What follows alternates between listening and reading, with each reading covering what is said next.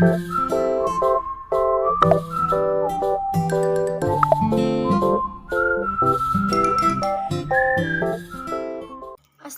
warahmatullahi wabarakatuh. Perkenalkan, nama saya Nurul Ainunisa, NIM 0910580319008, Prodi Ilmu Pemerintahan, semester 6. Saya akan mempresentasikan tugas pertama dari mata kuliah Pemerintahan Nasional dengan dosen pengampu Abdul Jabbar SIP, MSI. Baik, adapun materi yang akan saya presentasikan yaitu yang pertama, definisi pemerintah dan pemerintahan, kedua, konsep pemerintahan nasional, yang ketiga, sejarah pemerintahan di Indonesia. Baik, adapun materi yang pertama yaitu definisi pemerintah dan pemerintahan. Pemerintahan adalah sekelompok orang atau organisasi yang diberikan kekuasaan untuk memerintah serta memiliki kewenangan dalam membuat dan menerapkan hukum di suatu wilayah. Sedangkan pemerintahan adalah proses atau cara pemerintah dalam menjalankan wewenangnya di berbagai bidang, seperti bidang ekonomi, politik, administrasi, dan lain-lain, dalam rangka mengelola berbagai urusan negara untuk kesejahteraan masyarakat. Materi yang kedua yaitu konsep pemerintahan nasional. Konsep pemerintahan nasionalis, sistem pemerintahan di Indonesia menurut Undang-Undang Dasar 1945. Pembukaan Undang-Undang Dasar 1945, alinea kelima menyatakan bahwa kemerdekaan kebangsaan Indonesia itu disusun dalam suatu Undang-Undang Dasar Negara Indonesia yang terbentuk di dalam suatu susunan negara Republik Indonesia yang berkedaulatan rakyat. Berdasarkan pasal 1 ayat 1 Undang-Undang 1945, negara Indonesia adalah negara kesatuan yang berbentuk republik. Asalkan hal itu dapat disimpulkan bahwa untuk negara Indonesia adalah kesatuan, sedangkan untuk pemerintahnya adalah republik. Selain bentuk negara kesatuan dan bentuk pemerintahan republik, Presiden Republik Indonesia memegang kekuasaan sebagai kepala negara dan sekaligus kepala pemerintah. Hal ini didasarkan pada pasal 4 ayat 1 yang berbunyi Presiden Republik Indonesia memegang kekuasaan pemerintahan menurut Undang-Undang Dasar. Dengan demikian, sistem pemerintahan Indonesia menganut sistem pemerintahan presidensial. Baik, adapun materi yang ketiga yaitu sejarah pemerintahan di Indonesia. Sejarah mencatat bangsa Indonesia sudah mengalami beberapa periode pemerintah setelah kemerdekaan sampai saat ini.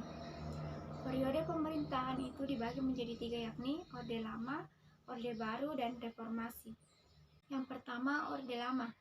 Pada masa Orde Lama, sistem pemerintahan yang digunakan adalah sistem presidensial. Era ini berlangsung dari tahun 1945 sampai 1966 di bawah kepemimpinan Presiden Soekarno. Pada sistem ini, hubungan kekuasaan antara presiden dan legislatif adalah hubungan yang saling kontrol atau checks and balance. Kemudian, pada pengawasan anggaran dan jalannya pemerintahan. Perubahan sistem presidensial pada masa Orde Lama. Sistem pemerintahan beberapa kali berganti, mulai dari presidensial, parlementer, demokrasi liberal, hingga demokrasi terpimpin. Yang pertama, sistem parlementer. Perubahan sistem pemerintahan dari presidensial menjadi parlementer terjadi pada tahun 1945 sampai 1950. Pada sistem ini, presiden memiliki fungsi ganda, yakni sebagai badan eksekutif merangkap di badan legislatif. Pada itu juga terjadi adanya ketidakstabilan, tapi di sisi lain menggambarkan kedewasaan berpolitik. Yang kedua, sistem liberal. Pada era Orde Lama juga menjalankan sistem pemerintahan liberal. Ini berlangsung pada tahun 1950 sampai 1959. Yang ketiga, sistem demokrasi terpimpin.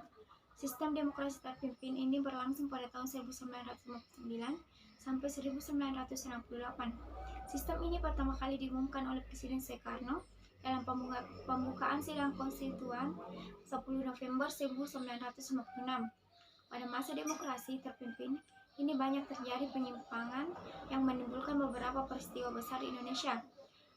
Penyimpangan itu seperti Presiden membubarkan DPR hasil pemilu 1965, serta MPRS mengangkat Soekarno sebagai presiden seumur hidup. yaitu pemerintahan masa Orde Baru.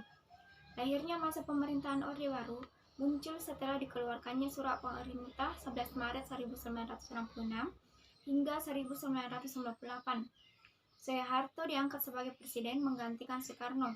Pada masa Orde Baru ini, bentuk pemerintahannya adalah presidensial dengan bentuk pemerintahnya republik. Salah satu penyebab runtuhnya era Orde Baru adalah krisis moneter pada 1997. Sistem pemerintahan Soeharto dan Orde Baru masih relevan. Sejak tahun itu, kondisi ekonomi Indonesia terus memburuk. Ini juga melanda negara-negara lain. Kondisi itu membuat KKN tinggi dan kemiskinan meningkat. Terjadi ketimpangan yang mencolok, akhirnya tumbuh gerakan berdemokrasi menuntut perbaikan ekonomi dan reformasi total. Era Orde Baru ini berakhir pada Juli 1998 setelah Soeharto mengundurkan diri sebagai presiden. Kemudian muncul era reformasi. Yang ketiga, pemerintahan pada masa reformasi. Masa reformasi atau masa transisi ini terbuka peluang untuk menata kehidupan berdemokrasi. Masa ini dimulai dari kepemimpinan B.J. Habibie sebagai presiden, menggantikan Soeharto yang mengundurkan diri. Pada masa ini, Habibie membuat reformasi besar-besaran di sistem pemerintahan. Sistem yang dijalankan itu lebih terbuka dan demokrasi dan lebih menonjol.